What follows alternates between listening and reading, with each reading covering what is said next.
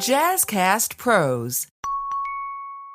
Equality is leaving the door open for anyone who has the means to approach it. Equity is ensuring there's a pathway to that door for those who need it.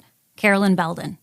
Hello, my sleep allies. Today is a personal episode that taps right into one of the motivating factors for why I started my business and continue to work passionately in this space.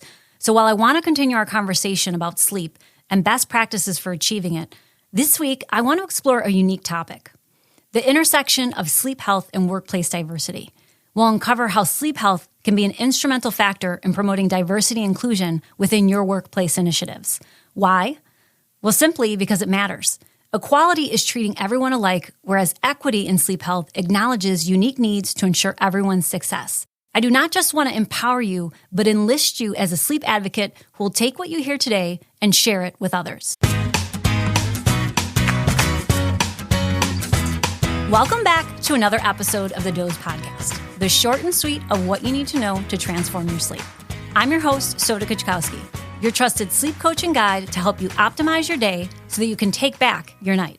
Now, you may not know it or even realize it, but while upwards of 40% of people have challenges with sleep, it is a fact that sleep issues and sleep disorders impact minority and marginalized communities at a much higher rate.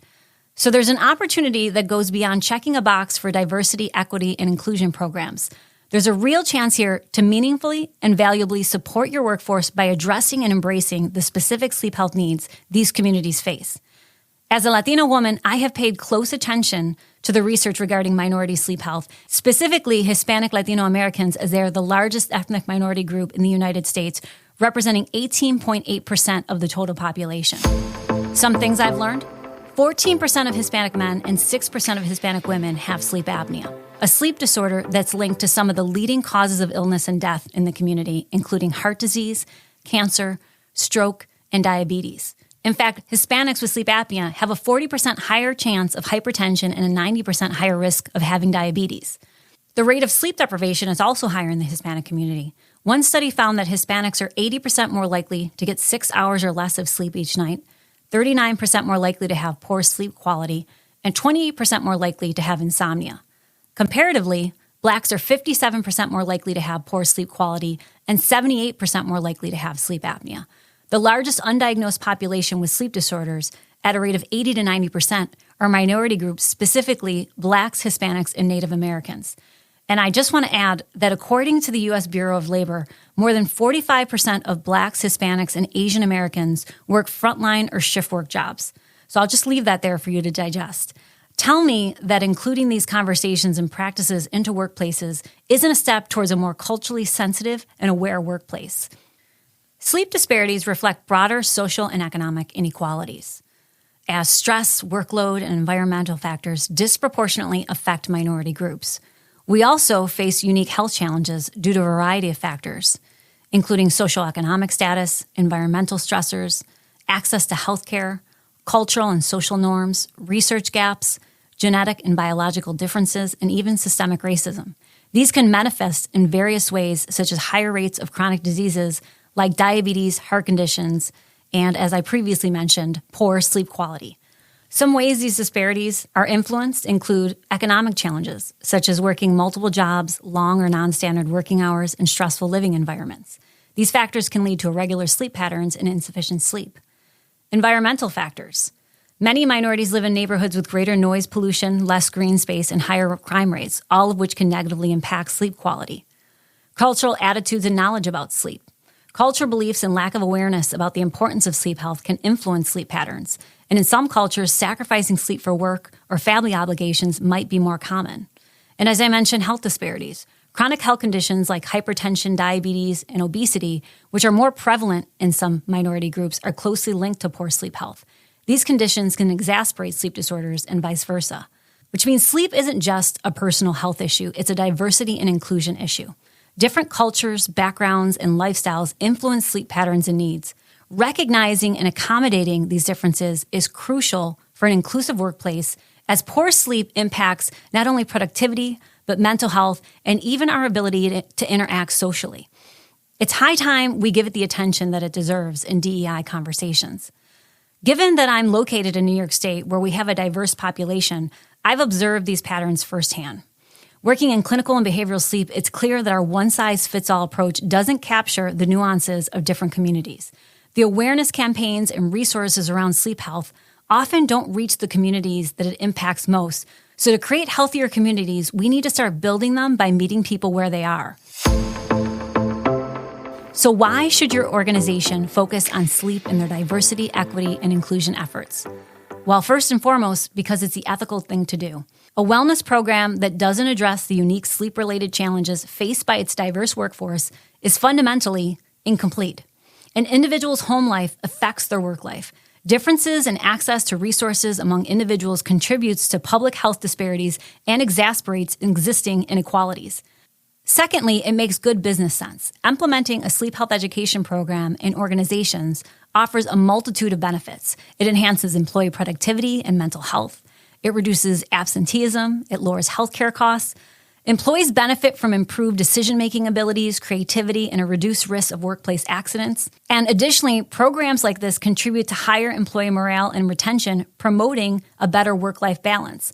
This not only fosters a healthy workforce, but it also emphasizes the company's image as a responsible and caring employer. So what needs to change and how can we change it?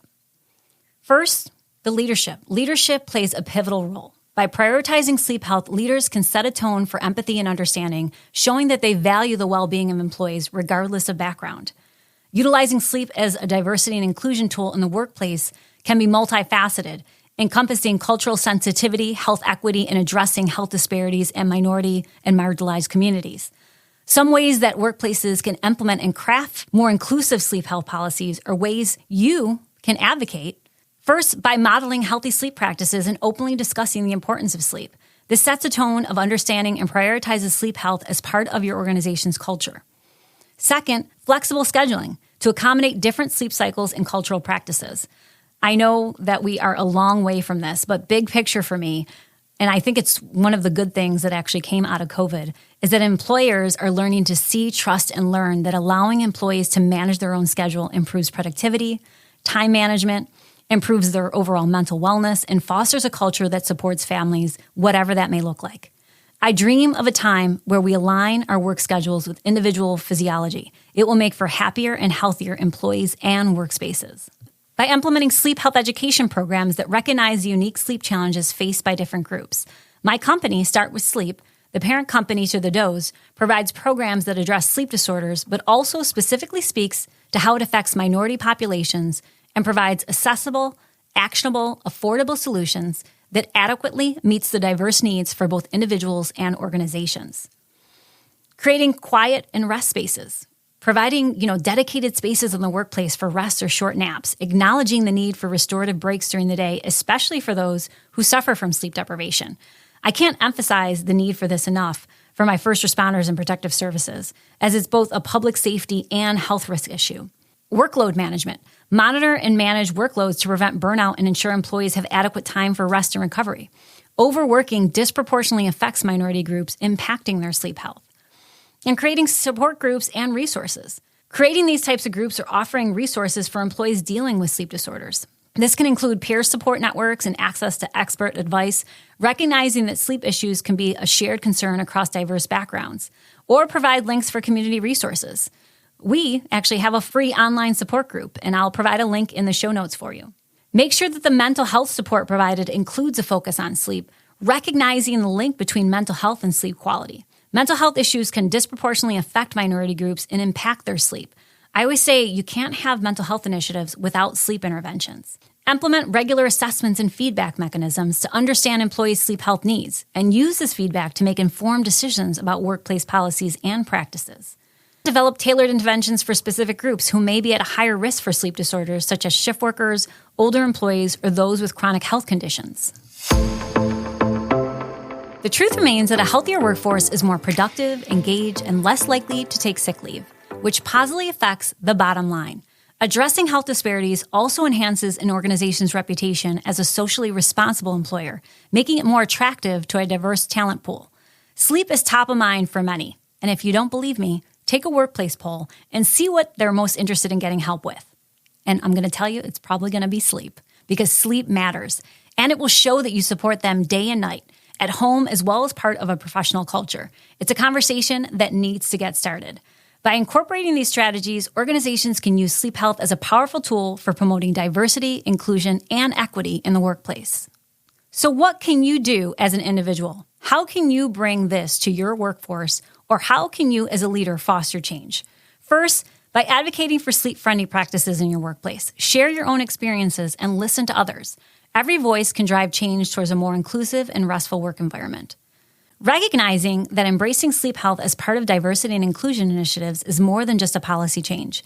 It's a cultural shift towards recognizing and respecting our individual needs and differences. The reasons behind sleep disparities among minority populations is multifaceted, involving a complex interplay of social, economic, environmental, cultural, and health-related factors. DEI programs should make this a priority. Building healthier communities means including where we work and live.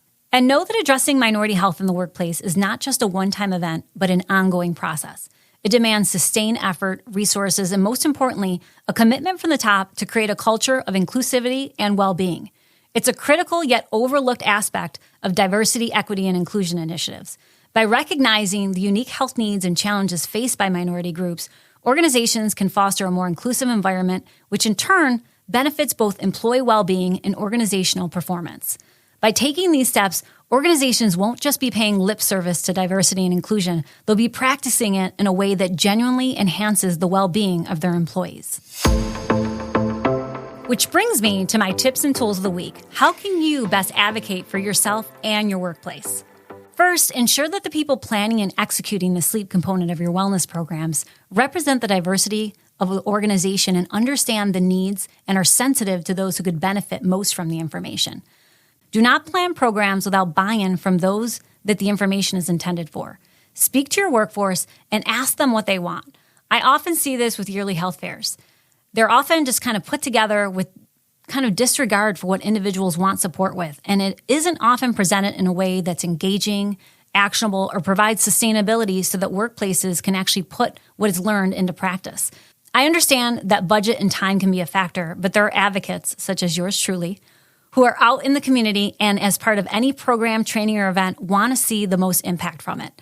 Enlist resources outside of your organization if you're not sure how to best put a program together. Second, bring in educational workshops and training that meet the needs of the workforce. Hold workshops on topics relevant to minority health led by experts in the field. It's a way of providing valuable information and showing that the organization takes these issues seriously. As part of my company, we also offer 24/7 on-demand webinars to meet the needs of the workforce. Not everyone wants to sacrifice their lunch or time off to learn something, even if they care. Make the resources available for when it's best suited for them and they can most benefit and focus on what is being shared. And last, bring in tailored wellness programs. As mentioned previously, one-size-fits-all wellness programs are often ineffective.